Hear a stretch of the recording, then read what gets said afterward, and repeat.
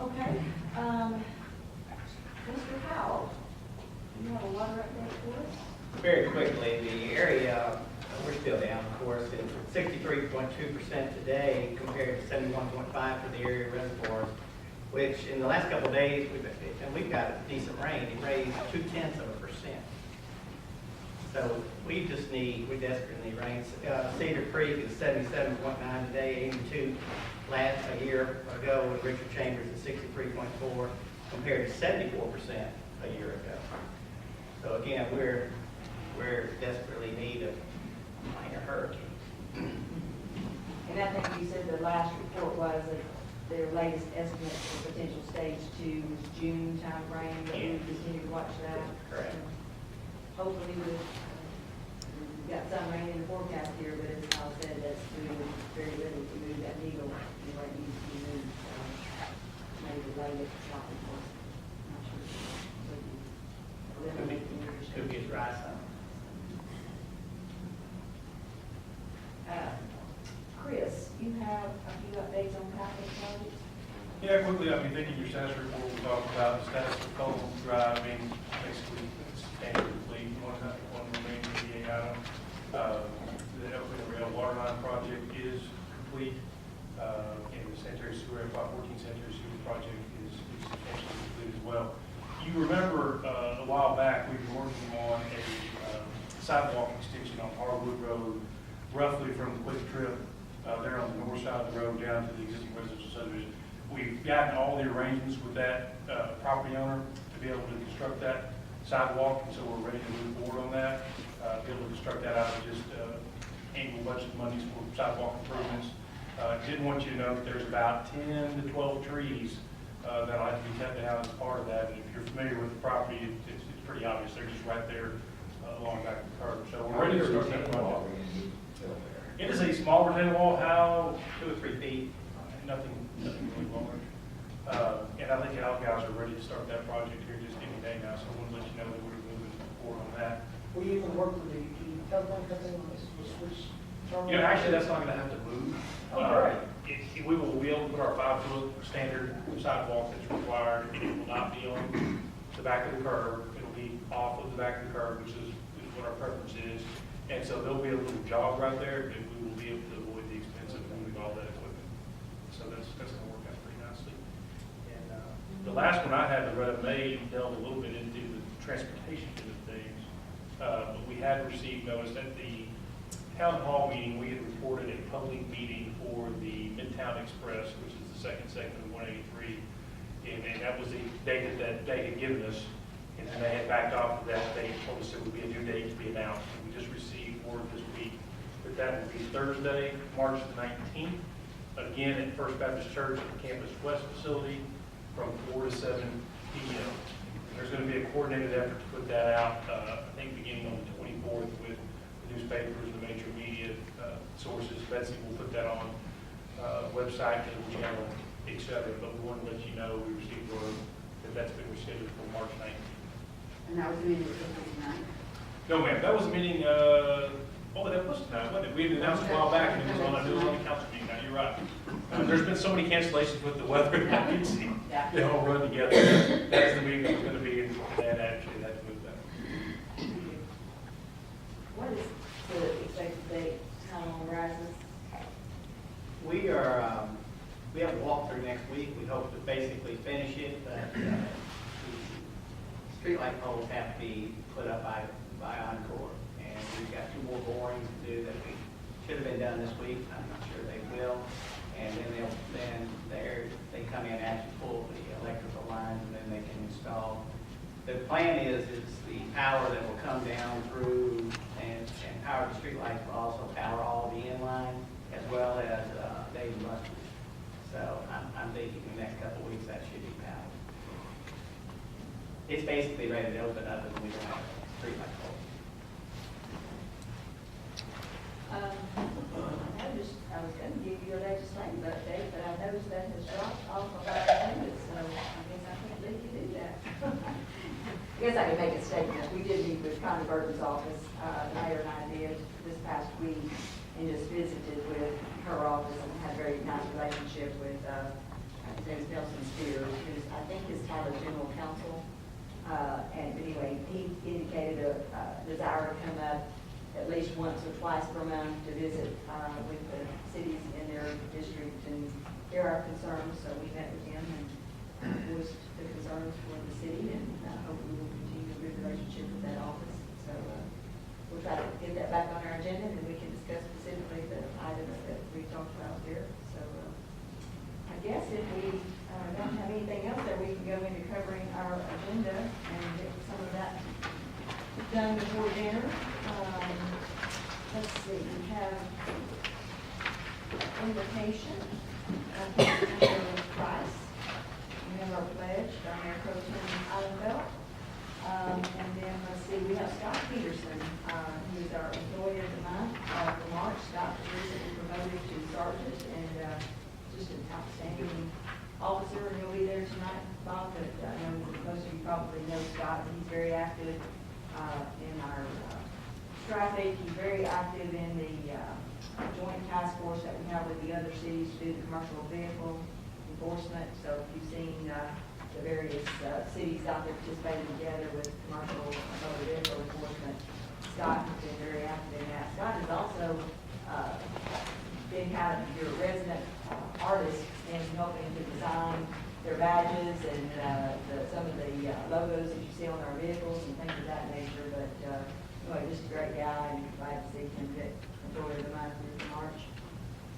Then under consent agenda, we have item number 2 is consider authorizing the purchase of a dump truck through the Houston Galveston Area Council of Cooperative Purchasing Program. Kyle, do you want to speak to that? Or how? This is just a normal replacement from our budget for 2015, replacing an older Chevrolet dump truck. And this is not a Ford, so you can all be very proud of me this time that I stepped out of my comfort zone. But actually, I did go out in the open market and look at some other brands, including the Ford 2, and this was actually very good value for us to purchase. So. And this one was just slightly above our estimated. It was a little above the cost on estimated that. cost and budget. A lot of that's related to the emissions standards that are continually added to the diesel vehicles, and also the cost of steel for the bed has gone up. That went up substantially over the one we bought last year. So we did see some cost increases there, but we still feel it's a very good value. Overall, obviously, this comes from our equipment replacement fund and the depreciation we accumulate for this. Howard has done a great job in having savings on some of the other pieces. So overall, we don't have any reason to believe that we won't come in under budget. But just do want to point out that this particular item was just, I think it was about 5,000 or so. Yes, ma'am. Expectation. And then item number 3 is to consider award bid 002-15, which is the annual contract for asphalt street repairs, overlay, materials, and street maintenance services. Kyle, Chris, if you want to speak to that?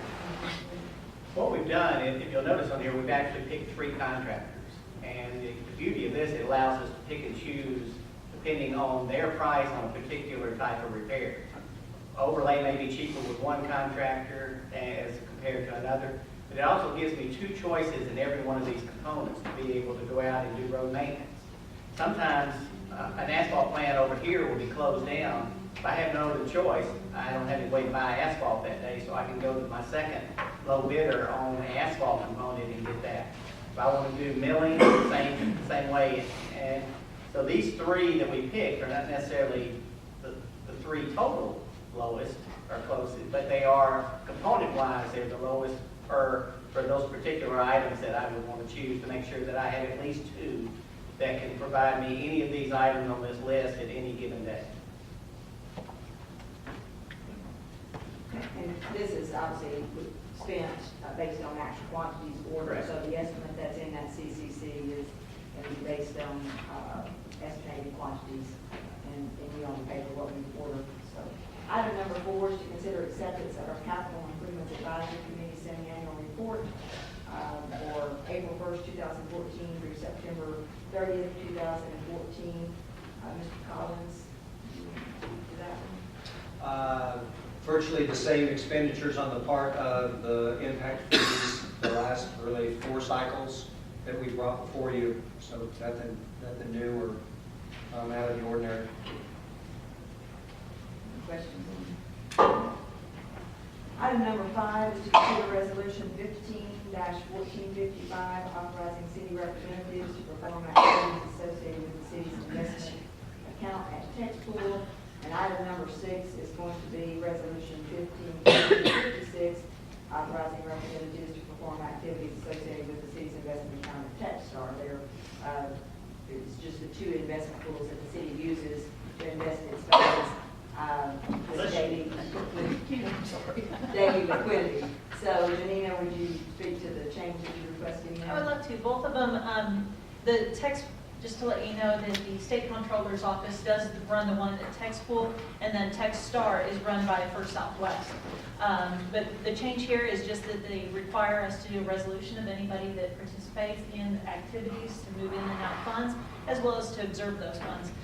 If you know, we've hired our new accountant too, who is Sulema Alvarez, and she joined our staff a few weeks ago, and we've already sent her to investment training. So now she's qualified technically to do this stuff, and we're still guiding her through the process. But we're making her an active member on both of these accounts and placing Loretta in an inquiry position with those accounts. That's all. Any questions on that? And then item number 7 is to consider approval of the city council minutes of February 10th, 2015. Any questions on the minutes? Item number 8 is to consider authorizing the mayor to negotiate and execute conveyance documents for the purchase of commercial property at Crest Haven Edition Block 2, Lot 12. We have that posted for closed session. We can talk further in closed session about the details of that. If you have questions, and item number 9 is to authorize the mayor to negotiate and execute conveyance documents for the purchase of commercial property located at Crest Haven Edition, Block 2, Lot 15, Block 3, Lot 15, Block 3, Lot A. And again, that's also posted for closed session in case you have any questions regarding that.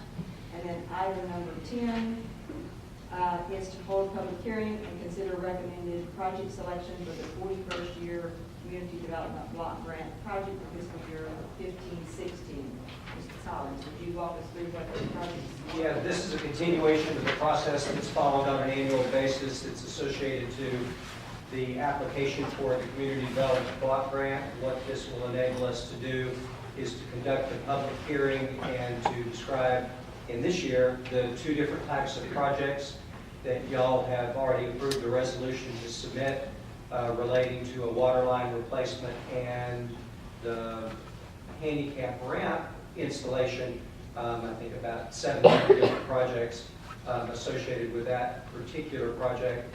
So we were able in a public hearing to describe what those projects are and to provide any individuals the opportunity as part of that public hearing to tell us what they think.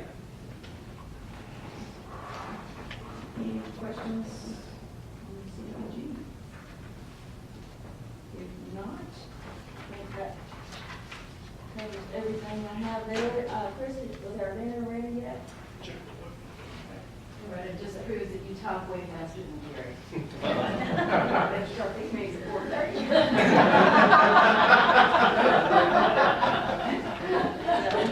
We did have a closed session after dinner that we can discuss some things, and you all may get a long out of break. We've gone pretty quick tonight. I knew you could talk faster, I wasn't sure the rest of them could listen. The rest of them. Well, see, I'm from the area where we talk fast. Right, we're Jersey. Dinner is ready, so I think our dinner tonight, is pork chops. Bacon, and I believe it was selected by Mayor Pro Tem Adams, so it's been ready to grill, so you all enjoy your pork chops. And Mr. Jennifer is especially That's right. appreciative like the dog takes She home. didn't It do takes pear-soaked chicken or whatever.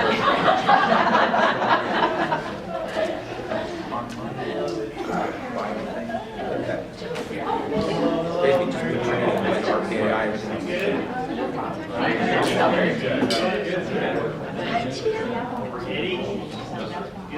how the other one. Hey, girl. No, she's not right. Yeah, he was easy. Maybe. I don't know.